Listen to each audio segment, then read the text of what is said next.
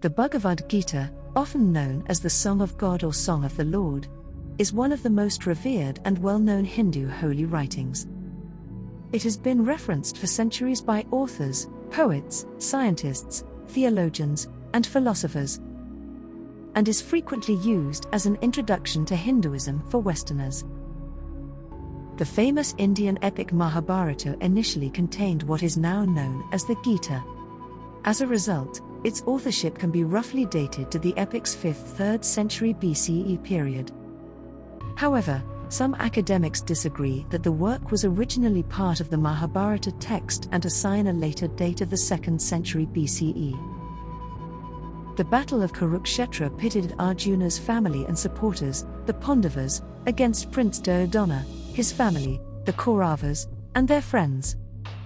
The Gita is a conversation between the warrior Prince Arjuna and the divinity Krishna, who is acting as his charioteer. As they are both far from the combat, the caravan counselor Sanjaya speaks these words to his blind monarch Dhritarashtra. This is because Krishna has granted Sanjaya supernatural sight, enabling him to see and report the war to the king. The Kauravas and Pandavas are related, and both sides are engaged in a civil war to determine which side will rule supreme. As a result, Arjuna loses courage and declines to take part in a war that would result in their lives as well as the deaths of numerous others when he sees all of his former friends and allies on the other side.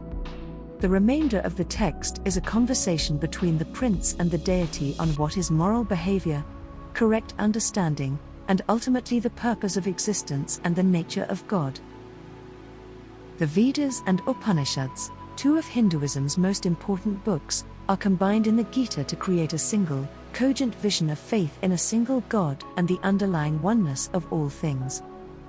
The text gives instructions on how to elevate the mind and soul to see beyond appearances, which deceive one into thinking there is duality and multiplicity, and recognize these illusions.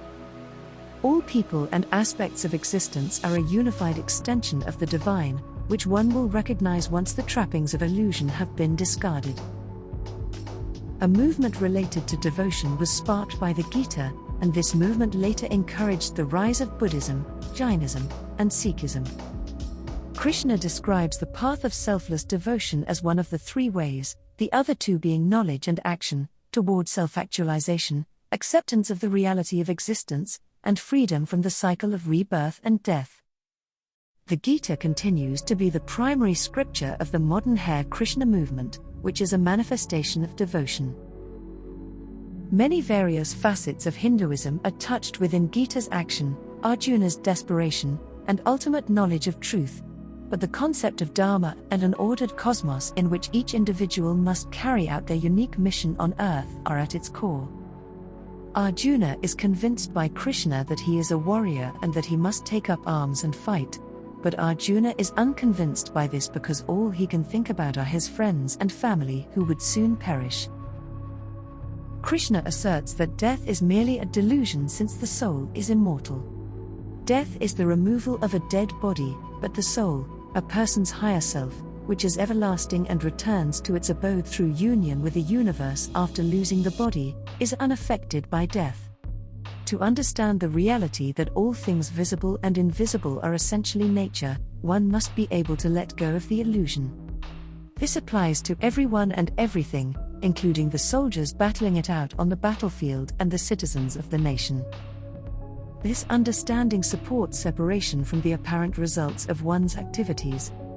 Krishna is emphasizing that one must understand that participating or refraining from engaging in a particular route because one is focused on the likely outcome is to be blinded by illusion and will result in one failing to fulfill their fundamental task in life.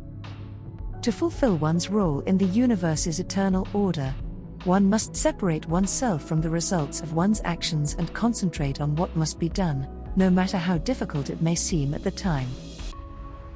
If Arjuna could realize his moral code and slay his friends, family members, and old professors, then whatever one may be suffering in one's own life should be much easier to endure, the Gita reassures an audience. Thus, we can conclude that Bhagavad Gita's authorship is traditionally attributed to the sage Vyasa. The text is part of the larger Hindu epic, the Mahabharata, and is believed to have been written between the 5th and 2nd centuries BCE.